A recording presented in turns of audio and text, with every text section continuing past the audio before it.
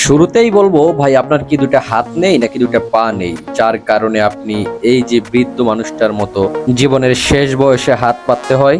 Hello, আসসালামু আলাইকুম। This is Arafat Hossain এবং আপনারা সরাসরি সংযুক্ত আছেন আরাফ রিভিউ 2.0 তে। আজকে আমি আপনাদের কিছু কর্ম দেখাবো। আপনারা কর্ম খুঁজে পাচ্ছেন না, আমি আপনাদের সেই কিছু কাঙ্ক্ষিত কর্ম দেখাবো।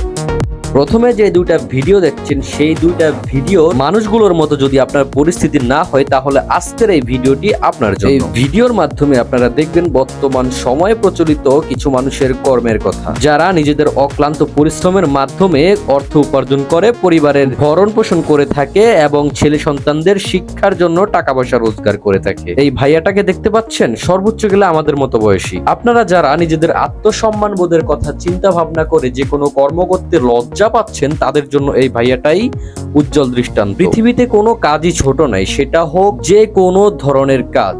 আপাতত আপনি তো আর চুরি করতেছেন না, তাই না? বর্তমান সময়ে আমরা শুধুমাত্র সরকারকেই দোষারোপ করি যে দেশের বেকারত্বের হার বাড়তেছে, কিন্তু আমরা একবারও চিন্তা ভাবনা করি না যে আমরা চাকরির আশায় বসে না থেকে নিজেই যদি একটা স্বল্প মেয়াদী পুঁজি হিসেবে তৈরি করতে পারি, নিজেই যদি নিজের উদ্যোক্তা হিসাবে নিজেকে তৈরি করতে পারি, তাহলে তো আমাদের আর সরকারের প্রতি কোনো দায়বদ্ধতা থাকে না। এখানে যে মানুষগুলোদের দেখতে পাচ্ছেন, তাদের সবারই নিজস্ব আত্মসম্মান বোধ রয়েছে। আমার মতে শুধুমাত্র আত্মসম্মান বোধ নাই আপনার, যে কিনা এখনো পর্যন্ত বেকার। তো আপনি কেন শুধু শুধু চাকরির আশায় বসে থাকতেছেন? তার মানে এই নয় যে আমি এই মানুষগুলোর মতোই হতে হবে এরকমটা বলছি। আপনিও শুরু করুন আপনার মত। কোনো চাকরি না পেলে নিজের বাবার ব্যবসার হাল ধরুন। অনলাইনে বিভিন্ন ধরনের ফ্রিল্যান্সিং এর কোর্স পাওয়া যাচ্ছে, আপনি এর ভিতরে আপনার মতো সুইটেবল কিছু কোর্স করে নিজের উদ্যোক্তা নিজেই হন।